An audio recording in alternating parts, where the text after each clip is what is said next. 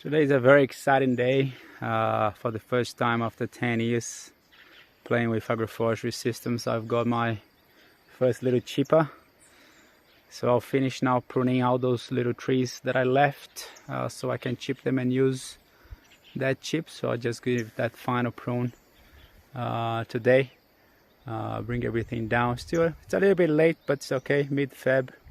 I think there is still time for them to recover, to heal before the winter really hits. Even though we are at 1,300 meters above sea level, it's a bit cooler, but I think we still have enough conditions for them to heal.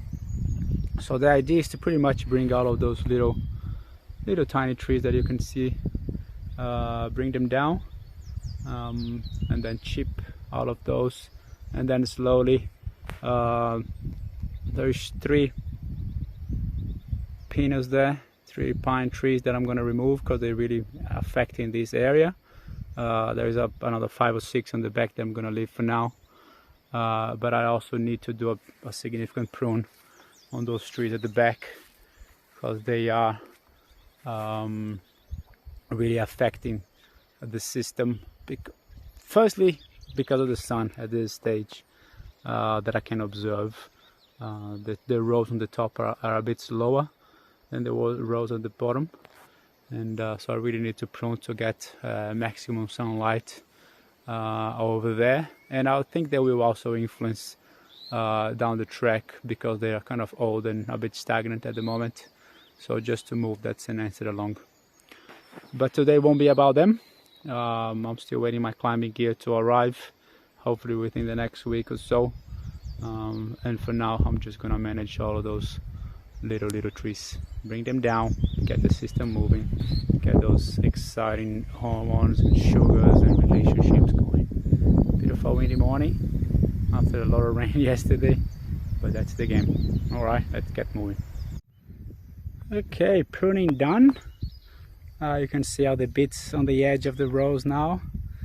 Time for breakfast, and then we'll come back and chip that away, and we can use that chipping then for our next veggie bed. We've got a veggie bed here that we planted only 4 or 5 days ago, which is, you know, settling nicely, and we're probably gonna have either one continue on or maybe down the bottom or up there. So that chipper is just gonna be amazing material, the best we can actually use. So all right, time for a break. Back with the little chipper.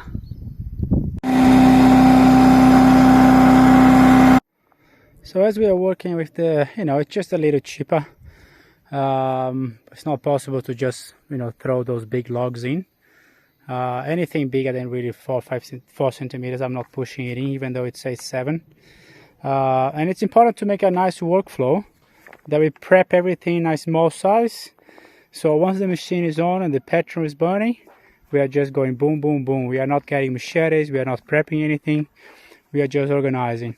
And that's a bit of a messy pile, just a messy tree, but we want all of the sticks, the end of the sticks facing that way, because that's the one that's gonna be coming in first.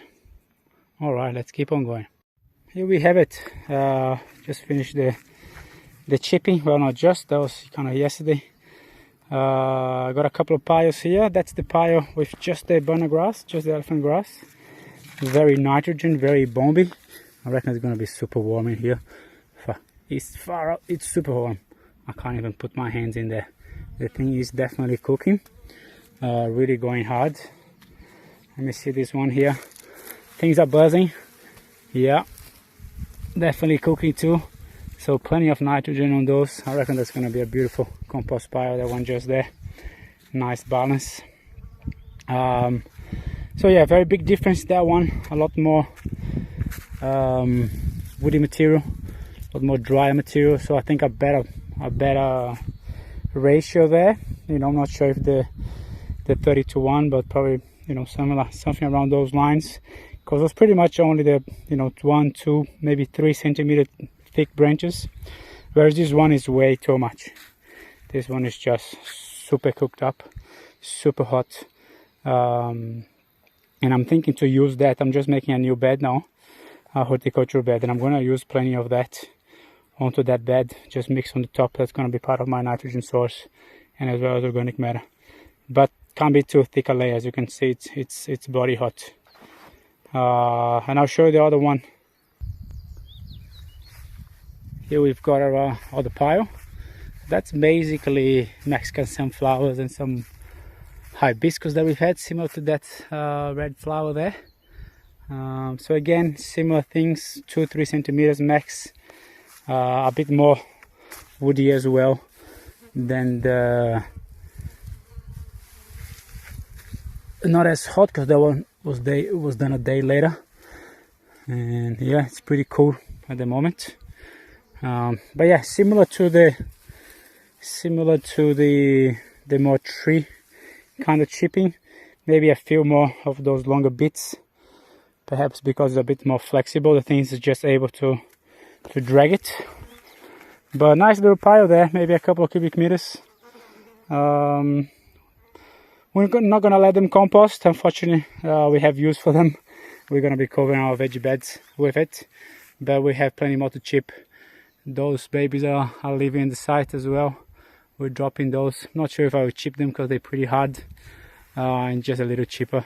So we might just, I don't know, make a big bonfire, but use the wood. We're gonna definitely be using it.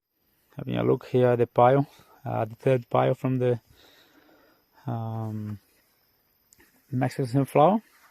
It's not super warm. I thought it would be a bit warmer. It's been what? It's been a week. But here, right at the middle, we can feel the warmth. But we'll definitely need a bit more nitrogen. I would say still very carbony. So temperatures, because by now should be warmer.